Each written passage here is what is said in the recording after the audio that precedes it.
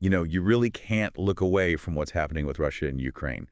It feels like every single day there's a new twist, right? A new escalation, and the ripples, well, you feel them everywhere. Mm-hmm. So today we're going to try and cut through some of that noise and really get to the heart of some of the most recent developments. Exactly. And look, we've sifted through quite a pile of information for you, stuff from the UN, frontline reports, deep dives from places like Brookings, and of course the Institute for the Study of War, ISW. Right. Our goal here is pretty simple, really. What are the absolute key takeaways? What do you need to understand about where this conflict stands, like, right now? Okay, let's dig in then. Let's start with something out of the UN Security Council. Denmark. They made a statement, didn't they, about disinformation and sabotage of peace in Ukraine. The Bucha hoax. Yeah. Now, our sources don't detail exactly what Denmark said, but the title alone. It's a clear signal, isn't it, that the whole battle for the narrative around this war, it's still just raging at the highest levels. Oh, absolutely. And think about it this way, how each side frames events, like Bucha, for instance, it directly impacts everything else. Yeah. Diplomacy, global public opinion. Yeah. If one side's narrative, takes hold, it can really sway international support. And the perceived legitimacy of any peace talks, too. Big impact. Right, the framing is key. Okay, speaking of more tangible events, Al Jazeera reported on some really grim realities on the ground. Yeah. Russian attacks on Kharkiv and Sumy, at least 2 deaths reported there. These aren't just, statistics. They represent real people, real loss. It just shows the conflict continues with this brutal intensity. And what those kinds of localized attacks really underscore for you is that, despite all the big strategic chess moves we talk about, the human cost just remains tragically high. Violence is still an everyday reality for so many Ukrainians. Yeah, absolutely. And in response, Ukraine's been active too, but on the economic front, they announced sanctions against 3 Chinese companies. Let me see. Beijing Aviation and Aerospace Xianghui Technology, Ruijin Machinery, and Zhongfu Shenying Carbon Fiber Sheaning. Right. So they're blacklisting these firms as part of Kyiv's effort to, well, choke off any support for Russia's war machine. It's interesting, isn't it? Targeting companies in other countries, not just Russian ones. Yeah, and what's really insightful there for you is Ukraine's willingness to actually challenge Beijing directly. That signals, well, maybe a high level of desperation perhaps, but also a recognition of just how critical that third-party support is for Russia's ability to keep fighting. It's a bold move. It is. It's not just economics. It's a bold diplomatic maneuver. Could have some serious long-term repercussions. Okay, let's zoom out now. Look at the bigger picture. We've got some analysis from Brookings here. They've been looking at how this war has just fundamentally reshaped Russia's standing globally. Before the full-scale invasion, Russia's relationship with Europe was a tangled web, wasn't it? Different levels of engagement with NATO members, big economic ties, especially with Germany and France. Well, if we connect this for you, pre-invasion, it was this really delicate balancing act. You had Eastern European nations who were, let's say, very wary. Understandably. But then you had major EU powers like Germany pursuing its Ostpolitik, that policy of engagement with the East, maintaining pretty significant economic political links with Moscow. Yeah, I remember Scholz and Macron making those last-ditch trips. Exactly, those visits right at the end, trying to avert the invasion. Which, well, we all know how that turned out. Right. Didn't work. And since February 2022, it's like a switch just flipped. German-Russian relations tanked. Supporting Ukraine is now top priority for Berlin. It's a complete U-turn on that decades-old Ostpolitik. It is, though Brookings does point out maybe Germany's actual military buildup hasn't quite matched the strong rhetoric yet. But still, this reversal of Ostpolitik, it's a huge shift. And for you, it signifies this fundamental reassessment in Germany. A change in core strategic priorities, their understanding of the threat Russia poses, Right. and the failure of those diplomatic efforts beforehand. It just highlights Putin's, well, unwavering commitment to his objectives, regardless of international pressure or persuasion or anything else. And here's where it gets really interesting, I think. Brookings stresses that Putin sees defeating Ukraine and weakening its Western allies as absolutely crucial, like existential, for the survival of the Russian state and, frankly, his own power. And the key part of this whole plan, they argue, is his reliance on China's support. Yeah, and this reliance on China, it's pivotal for you to grasp. Russia and China, they're actively promoting these alternative global organizations, right? BRICS, the SEO, groups that deliberately exclude Western power. Right, building their own bloc. Exactly. And we're seeing Russia flex its muscles more in the global south, largely with China's backing. They share this common view. The U.S. is the main adversary. And this war, it's an opportunity, they think, to increase their leverage on the world stage.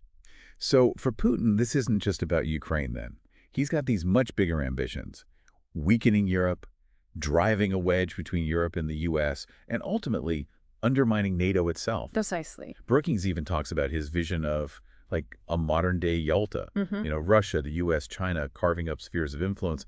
They even point back to his 2015 UN speech as evidence. Yeah. This long-held view of a Yalta system. Exactly. Putin's concept of a new global order may be built on some deal between the major powers. It definitely echoes those historical power dynamics, but with a big shift in who holds the cards, potentially. Yeah. His references to Yalta should tell you something. He wants to rewind, perhaps, to a world where the big players call the shots and the influence of the U.S. and its allies is, well, diminished. Okay, let's shift gears a bit. Turning to the military situation on the ground. The ISW, the Institute for the Study of War, is obviously a crucial source here. They're constantly putting out their Russian offensive campaign assessments, Ukraine conflict updates. The central reading? And if you just glance at, say, the Wikipedia timeline for the first few months of 2025, wow, it's a whirlwind. You've got Ukrainian strikes deep into Russia, claims and counterclaims about territory changing hands in the east, reports of more advanced Western weapons arriving. Yeah, that timeline really gives you a clear snapshot, doesn't it, of just how intense and fluid the fighting is. What should probably stand out for you is that persistent Ukrainian ability to strike inside Russian territory. Shows resilience, reach. It does. Alongside, of course, Russia's relentless efforts to gain ground, especially in key areas like Donetsk. And yeah, the arrival of more sophisticated weaponry from the West is clearly a factor in Ukraine's ability to, well, hold the line. There was also that reported pause in Russian attacks on Ukraine's energy infrastructure back in March, supposedly after a call with Trump. Yeah. That's one of those details that makes you kind of raise an eyebrow, doesn't it? It makes you wonder about outside influence. It does. That reported pause, even if it was temporary, it raises a really important question for you about the potential for external actors to influence the course of the war. It suggests that maybe back channels and formal diplomacy might still be happening somewhere. And that timeline just keeps rolling, right? Yeah. More Ukrainian claims of retaking bits of ground, drone strikes hitting Russian cities further and further away. Yeah. But also Russia claiming more gains in the east. It just paints this picture of a conflict with no real end in sight. Indeed. And the expanding geography of these attacks, from the intense frontline battles to drone strikes deep inside Russia, that highlights for you the escalating interconnected nature of this whole war. Okay, so the ISW provides even more detailed analysis, obviously. They reported on Narishkin. He's the head of Russia's foreign intelligence, right? That's him, SVR. Making threats against NATO countries, about their defense buildups near Belarus and Kaliningrad. He's framing it as a response to Trump pushing Europe to, beef up its own defenses. It feels like Russia's always trying to flip the script, isn't it? Oh, yeah. What's fascinating there for you is Narishkin's attempt to portray purely defensive measures as somehow aggressive provocations. It's a classic tactic. Yeah. Trying to deter NATO from strengthening its eastern flank, maybe sow some discord within the alliance by suggesting, oh, some members would be more at risk than others. We also saw reports that Ukraine's National Guard is forming 2 new Army Corps. That sounds, well, pretty significant structurally. It does. That move towards a core structure should probably tell you that Ukraine is trying to improve its command and control, create a more effective operational framework. They're likely preparing for a potentially long, protracted conflict. And then there was that horrific Russian ballistic missile strike on Sumy City in April. So many casualties. It's just a stark reminder of the human cost we talked about. Yeah. And the alleged use of cluster warheads there. That's particularly disturbing. It is. That strike, sadly, underscores for you the indiscriminate nature of some of Russia's attacks and the absolutely devastating impact on civilian populations. The reported use of cluster munitions, look, if that's confirmed, it raises very serious questions under international humanitarian law. Yeah. And then adding another layer, there were even reports of Chinese military officials visiting the front line in Ukraine and Chinese nationals actually fighting for Russia.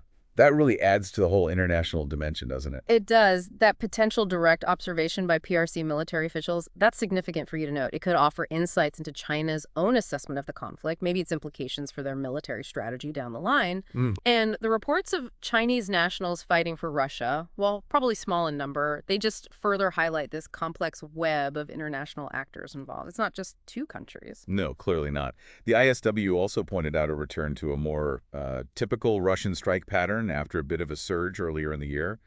And they reported Ukraine making some advances near Kurakos, while Russia is pushing forward in Sumy and around those key areas, Toretsk and Pokrovsk. Those names keep coming up. Yeah, they do. And these shifts in momentum, however small they might seem, they're important for you to follow. They indicate this constant tactical maneuvering on both sides, trying to exploit weaknesses, gain ground in strategically vital locations like Pokrovsk and Toretsk and the Donbas. Zelensky also mentioned Ukraine's interest in a massive weapons package from the U.S., potentially linked to a minerals deal. That's an interesting way to think about securing long-term support. It is. This proposal links economic cooperation directly with military security. It suggests to you a kind of long-term strategy by Ukraine, trying to ensure its defense capabilities are robust, and maybe making its relationship with the U.S. go beyond just, annual aid packages, making it more structural. Right, embedding it. Yeah. Meanwhile, ISW keeps emphasizing Russia's sheer determination to capture Pokrovsk and attack Kostiantynivka, even though they're apparently taking heavy, heavy losses in their attempt southwest of Pokrovsk. Putin seems really fixated on this area. Yeah, and this relentless pursuit of these specific objectives, despite those significant casualties, it really underscores for you the Kremlin's unwavering commitment to its strategic goals in eastern Ukraine. It suggests they see control of this area as absolutely vital, even if the cost is incredibly high. And alongside that, we keep seeing the Kremlin just refuse to recognize the legitimacy of the Ukrainian government. It's just this constant refrain, isn't it? It is. And this persistent denial of legitimacy, that's a core part of Russia's information warfare. It's aimed at undermining Ukraine's sovereignty in your eyes, in everyone's eyes, and creating a justification for their ongoing aggression and, frankly, their demands for regime change. There were also reports of Russia reorganizing some of its army brigades, probably for better efficiency, you'd assume? Likely, yeah. Adapting. They're even trying to undermine that potential U.S.-Ukraine minerals deal we mentioned by suggesting, oh, maybe they could do their own rare earth mining projects with the U.S. instead. Talk about playing all the angles. Classic example for you, isn't it? Russia trying to use economic leverage to achieve political goals, trying to sow discord between the U.S. and Ukraine, and at the same time, maintain their own influence in that critical rare earth metals market. But it seems like Europe, for the most part, is holding firm, continuing to provide financial and military aid, even increasing intelligence sharing with Ukraine. That united front feels pretty significant still. Yeah, the continued commitment from European allies, it demonstrates to you this collective understanding of the threat Russia poses and the importance of supporting Ukraine's resistance, not just for Ukraine, but for the broader security of the continent. This coordinated effort is just vital for Ukraine's long-term survival. The Kremlin's also digging its heels in elsewhere, saying they won't agree to a ceasefire in the Black Sea unless the U.S. lifts some of its sanctions. That really feels like using one issue as leverage over a completely different one. Oh, absolutely. Linking a maritime truce to unrelated sanctions relief, it's a clear attempt by Russia to extract concessions from the West, making it a condition for de-escalating tensions in a really strategically important area like the Black Sea. You have to pay close attention to those kinds of demands. And then you have these reports of U.S. and Russian delegations actually meeting in Riyadh after those U.S.-Ukraine talks on potential ceasefires. It suggests, well, lines of communication are still open somewhere, even if progress is slow and maybe happening behind the scenes. Right. These diplomatic engagements, even happening amidst all the fighting, they should tell you that there's still this underlying recognition, probably on all sides, of the need for eventual de-escalation, although obviously the conditions and terms for that. Still a massive point of contention. Yeah, huge. ISW also noted that a U.S. Special Envoy, Witkoff, was apparently echoing some of Russia's demands and claims, which definitely raises some eyebrows. It does, and that raises an important question for you about the complexities of diplomacy, doesn't it? The potential for different interpretations or maybe even the unintentional amplification of narratives that happen to align with the opposing side's objectives. It's just crucial to look at who is saying what and what their potential motivations might be. Absolutely. And the contradiction we keep seeing, Russia claiming Ukrainians want to be under their control versus all the coercive measures they're using in occupied territories, it's just stark. You can't claim people want you there if you have to force them to take passports, for example. Absolutely right. The very necessity for those coercive measures, like forced passportization, it directly contradicts for you the narrative of a population willingly embracing Russian rule. Actions speak much louder than words in these situations. And the Kremlin is also using these Ukrainian strikes inside Russia as a reason to reject peace negotiations now. It feels like every single event just gets twisted to fit their ongoing agenda. Yeah, and this demonstrates for you how information warfare is just deeply, deeply intertwined with the military and diplomatic efforts. Each side is constantly trying to shape the narrative to their advantage, undermine the other's position in any potential future negotiations. And another concerning trend on the global stage? The ties between Russian and Chinese security services seem to be getting stronger. Yeah, that's definitely something to watch. This growing security cooperation between Russia and China, it has significant implications for you to consider. Thinking about the future global balance of power, the potential for increased coordination between these two major actors, it's big. Putin even laid out specific demands about mobilization and foreign military aid as conditions for even considering a potential ceasefire. He doesn't seem to be backing down at all on his core goals. No, and those demands reveal to you Putin's continued maximalist aims, right? Seeking to limit Ukraine's ability to defend itself even during a temporary pause in fighting. It suggests he's looking for much more than just a ceasefire. He wants to solidify his gains, lock them in. Although there was talk of a planned POW exchange and potential U.S.-Russia talks on ceasefires and maybe a broader peace settlement, you see these little glimmers maybe of hope for de-escalation, but progress always seems so agonizingly slow. Look, prisoner of war exchanges are always a welcome humanitarian step, always. But the path towards a meaningful ceasefire, let alone a lasting peace settlement, it remains incredibly difficult. It's just filled with these deep-seated disagreements, as you can see from the long list of obstacles we've been talking about. Yeah. It was interesting, too, that denial of Putin's claim about encircling Ukrainian troops in the Kursk region. It came from both pro-Russian and Ukrainian sources. That suggests the Kremlin's narrative isn't always lining up with what's actually happening on the ground, even for their own supporters sometimes. Exactly. And that discrepancy highlights for you the challenges of getting accurate information from any conflict zone and the potential for misinformation or propaganda, frankly, from all sides involved. You always have to be critical of the information you're receiving. Right. And the different ideas about what a temporary ceasefire would even be for. The U.S. and Ukraine seeing it as separate from long-term talks, while the Kremlin might want to link them. That's a really crucial point of disagreement, isn't it? It is. These differing interpretations of the very purpose of a ceasefire, they just underscore for you the fundamental disagreements about the ultimate goals. What would any potential de-escalation look like? What are the conditions for a lasting peace? They're miles apart on that. The large-scale Ukrainian drone strikes against Russia back in March, they show how their capabilities are evolving, definitely.